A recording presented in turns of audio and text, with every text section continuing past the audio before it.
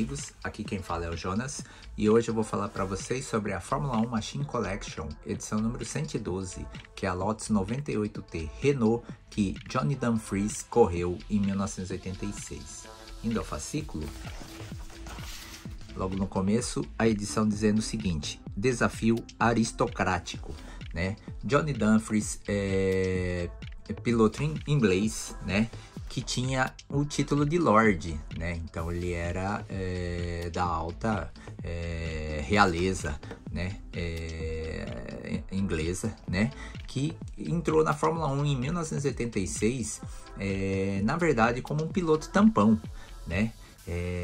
A equipe já tinha fechado com Derek Warwick para aquela temporada, né?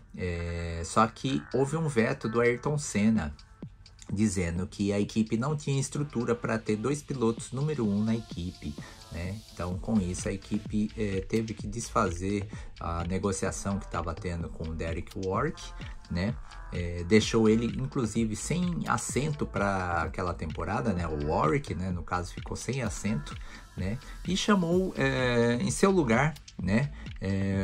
O outro inglês, o Johnny Dumfries, né? Que competia no Mundial de Esporte Protótipos, né, para ser piloto da equipe, né, fazendo parceria com Ayrton Senna naquele ano, né.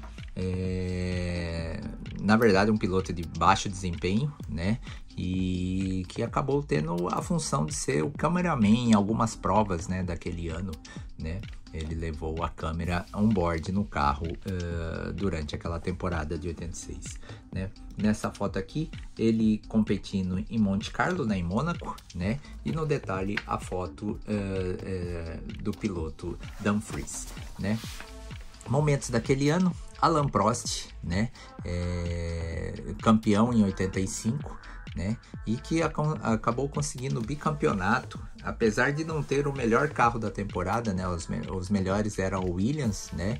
Mas Prost, inteligentemente, ele correu conseguindo pontos importantes para se tornar campeão na última etapa do ano, né? Em Adelaide, quando explodiu o pneu do Nigel Mansell e a equipe Williams chamou Nelson Piquet para fazer uma troca de segurança, né? Com isso, o Prost, que tinha feito um pit antes, acabou se vendo na ponta, né, para não mais perder e conseguir o inacreditável, né, ser bicampeão num ano em que as Williams eram os melhores carros daquele ano, né.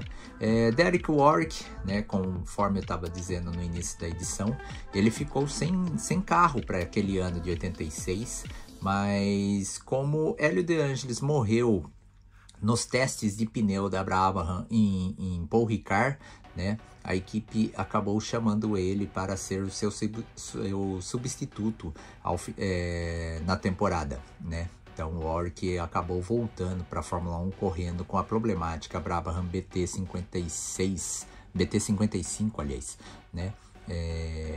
Naquele ano conturbado para a Brabham, né? Nelson Piquet tinha acabado de se transferir, né, da Brabham para a Williams, né? Conseguiu ter em mãos o melhor carro daquela Fórmula 1, né? Mas problemas internos, né? Essa batalha interna entre ele e Nigel Mansell, né, acabou favorecendo o francês Alain Prost, que acabou saindo campeão daquele ano, né? Mas se a equipe fosse focada em um piloto apenas, né, por exemplo, se focasse apenas no Piquet, com certeza ele teria sido campeão com sobras naquele ano de 1986, né? Nessa foto aqui, 1985, no verão, né, Johnny Dumfries como piloto de testes da Ferrari, né, testando para a equipe de Maranello, né. Em 86 ele conseguiu acabar entrando na Fórmula 1, correndo pela Lotus como companheiro de Ayrton Senna, né. Outros momentos, o canadense Allenberg, né, correndo pela Osella, né, no lugar de Christian Danner, né, mas foi um piloto assim de fundo de grid, pouco pôde fazer com esse carro, que nada mais nada menos era uma atualização ano a ano que a Osella conseguia fazer em seu carro, né. O mesmo vale para Pierre Carlos Ghinzani, né, correndo aqui, né, com o outro carro da equipe, né? Eles não tinham muito o que fazer na Fórmula 1, a não ser fundo de grid naquela temporada, né? A Ferrari com Stefan Johansson, né, seu segundo ano na equipe, né, desde que ele conseguiu também entrar assim por ser substituto, né, ele entrou como piloto substituto em 1985 e ainda conseguiu manter-se na equipe durante 86. Só que o carro era realmente muito ruim, né? Ele pouco pôde fazer com essa Ferrari, que regrediu em relação ao carro que disputou o título de 1985, né? Abaixo aqui, Keke Rosberg, companheiro de Alain Prost, né? Em seu último ano de Fórmula 1, né? Ele correu muitas vezes com o pé direito e esquecia que tinha que economizar combustível. Então, muitas vezes a corrida acabava muito cedo para ele por pane seca, né? Realmente a Fórmula 1 daquela época já não era mais suficiente para um piloto bota que nem o Rosberg correndo na Fórmula 1 naquele ano, né? Já que diminuíram a capacidade de litros que um carro tinha que correr naquela época, né? Michele Alboreto, né? Vice-campeão em 85, achava que 86 seria seu ano que venceria na Fórmula 1, né? Venceria assim o título, né? Mas como eu dizia, né, a Ferrari fez um carro muito ruim, né, e prejudicou bastante a performance do italiano naquele ano de 1986, né? Theo Fabi, correndo pela Benetton, né, fez uma pole position no Grande Prêmio da Itália e na Áustria, né, em duas pistas velozes, né, ótimas para os poderosos motores BMW, né? Mas curiosamente ele fazia pole position, mas não conseguia fechar a primeira volta na liderança, ou seja, ele não tem nenhuma volta na liderança nas suas estatísticas, né? Ele tem pole position, mas não tem nenhuma volta liderada na Fórmula 1, né? Ayrton Senna fazendo o possível e o impossível com a Lotus, né? Os motores Renault da Renault era muito potente, mas muito beberrão também, né? Então, algumas provas ele tinha que optar, né? Ou ser rápido e ficar sem gasolina, ou então ir economizando, só que aí perdia algumas importantes posições. Mas mesmo assim, ele ainda conseguiu algumas vitórias impressionantes com esse carro, né? René Arnoux, pilotando pela Ligier, também com motor Renault, né? A Ligier que teve um bom ano de 1986, né? Os carros sempre figurando ali entre os 6 primeiros, e que rendeu bons pontos para a equipe naquela temporada, né? Philippe Streiff correndo em Mônaco, né? Ele que ao final da prova conseguiu marcar 3 pontinhos, né? Nessa pista que era complicada para os carros turbos, né? Mas quem vinha de motor aspirado ainda conseguia fazer alguma coisa, né? Então foi o caso do Philippe Streiff na prova de 86, né? Abaixo aqui o italiano Alessandro Nannini, né? Correndo pela Minardi, né? Eles que usavam motor Moderne, né? De 6 cilindros, motor turbo. Basicamente era uma reedição do motor Alfa Romeo, né? Só que com outro nome, né? E com isso a Minardi conseguiu se arrastar naquela temporada, né? Porque tinha motores mais poderosos do que esse motor Moderne que eles usavam, né? Aqui na parte de tecnologia, né, mostrando detalhes do carro, né, o belo chassi que a Lotus tinha naquela época, né, de fibra de carbono, né, empurrado pelo potente motor Renault, né, e com já bastante eletrônica sendo usada no carro, né, com esse computador de bordo aqui que dizia ao piloto o consumo de combustível, principalmente naquela época, com limitação de litragem para a corrida, né. Na parte de especificações, né, a Lotus ele tinha um motor V6 turbo a 90 graus, né? O motor Renault EF15B, né? Que tinha 1.494 centímetros cúbicos, né? 1.5, que rendia 850 HP a 12.000 RPMs, né? Duplo comando de válvulas, 4 válvulas por cilindro, toda a parte eletrônica da Magneti Marelli, né? E tinha 195 litros de tanque de combustível, né, limitados, né, e 540 kg de peso, né. Essas eram as especificações desse carro. No detalhe, o motor Renault EF15B, né, e o carro em ação aqui durante a prova. Qual prova que é essa aqui? Não tá falando em qual momento, né? O Senna na pista com Nelson Piquet de Williams logo atrás, né? E falando sobre equipes, falando sobre a equipe Copersucar-Fittipaldi, né? Entre 1975 e 1979, né? Iniciativa que começou com o Wilson Fittipaldi, né? Que resolveu criar uma equipe de Fórmula 1. Ele correu até 1973, né, pela Brabham, né? Em 1974 ele começou a botar em ação a criação da equipe, né, com um forte patrocínio da Copersucar, né, que financiou todo o projeto, né? E com isso, em 1975, eles estrearam na Fórmula 1. Nessa prova aqui, o Wilson Fittipaldi correndo no Grande Prêmio da Alemanha, né, com a FD03, né? Naquele ano o carro já sofreu diversas atualizações, né? Da FD01 saiu a 02 e logo em seguida a 03, né? Aqui no Grande Prêmio da Itália, né? O Wilson Fittipaldi se machucou na corrida anterior, né?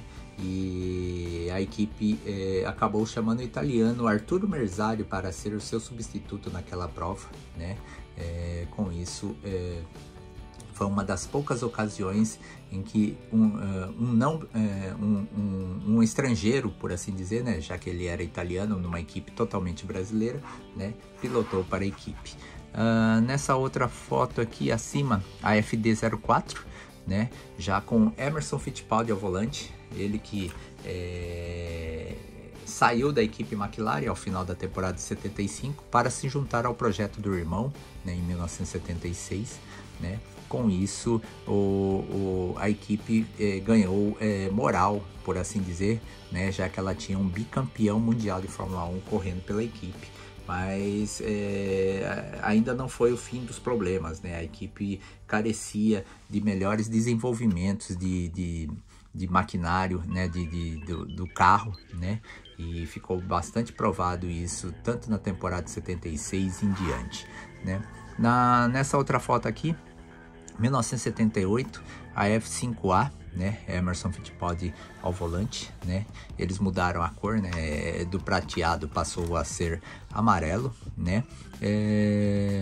Mas mesmo assim o carro ainda continuava de médio para fim de grid naquela época, né?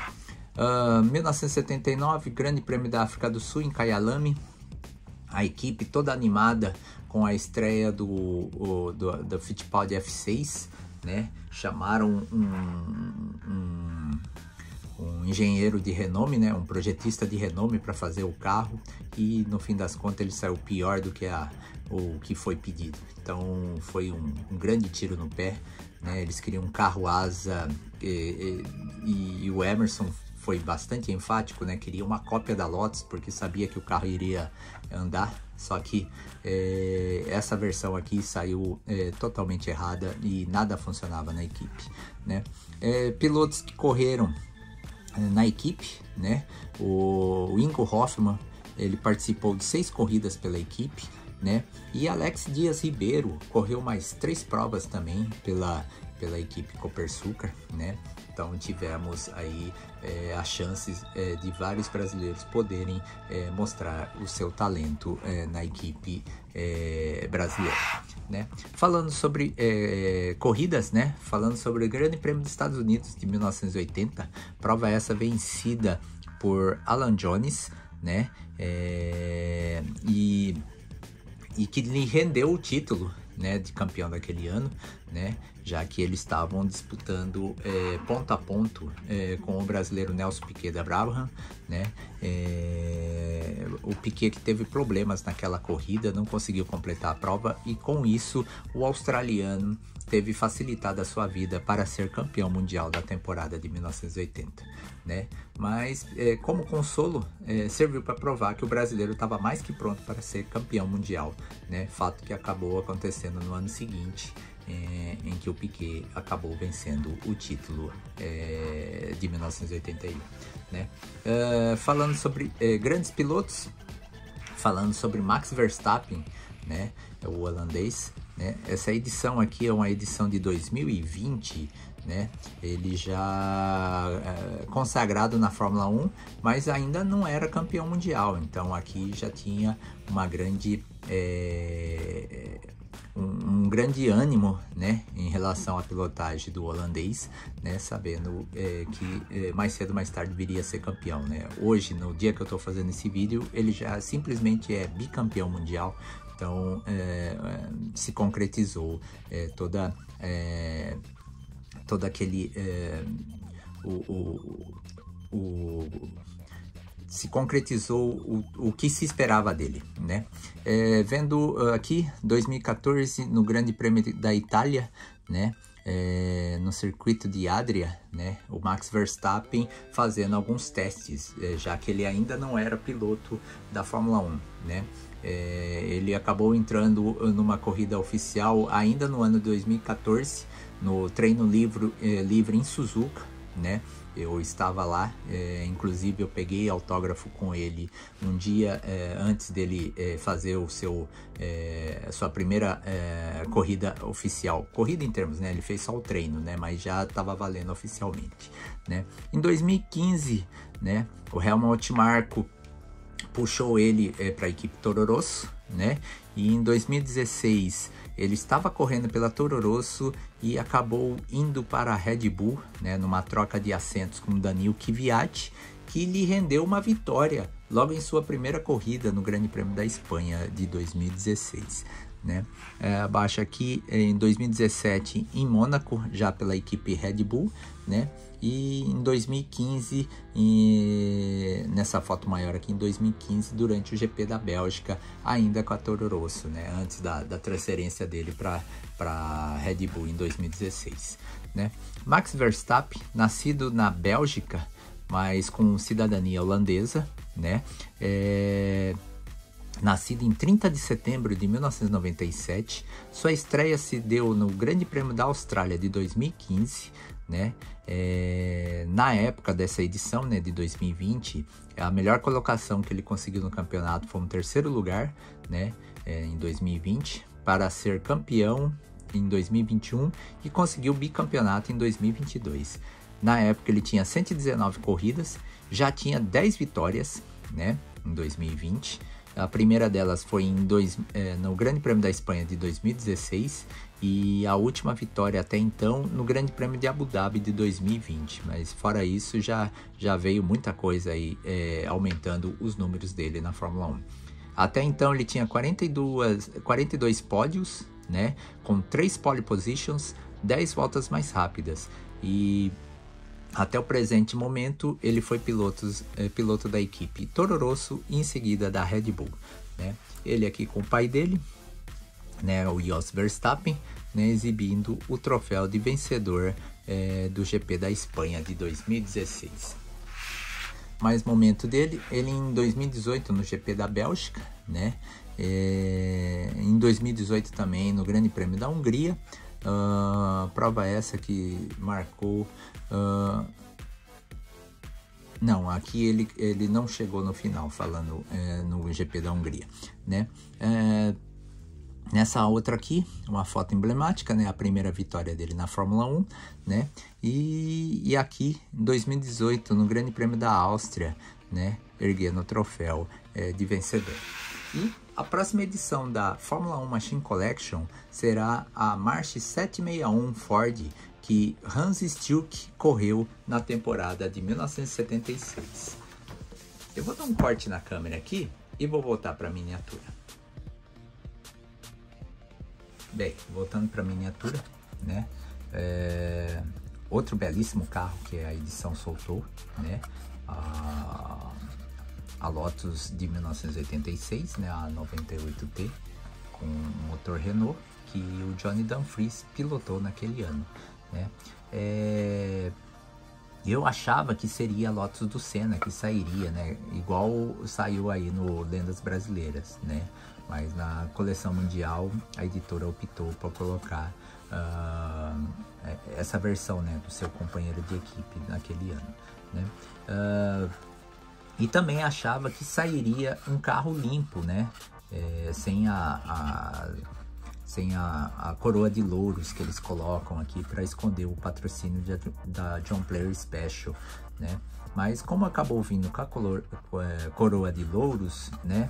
Eu optei por não fazer a customização, né? Não vou colocar a marca John Player Special e vou deixar ela dessa maneira, por considerar que ela tá até que preenchendo bem os espaços do carro, né? Se tivesse as lacunas em branco, aí com certeza eu colocaria o John Player Special, igual que eu fiz com o carro do Ayrton Senna na coleção Lendas Brasileiras, né?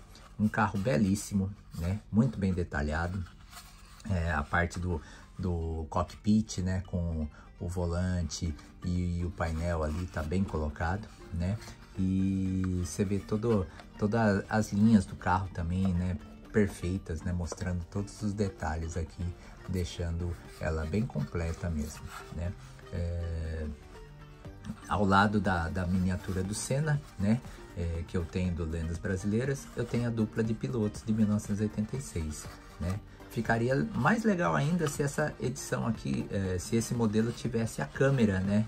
Já que o Dumfries, ele correu com a câmera em diversas ocasiões, né?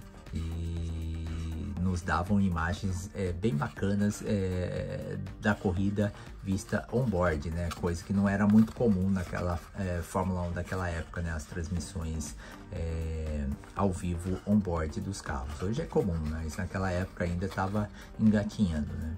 Mas ficou realmente uma belíssima miniatura, certo? Bom, é isso aí.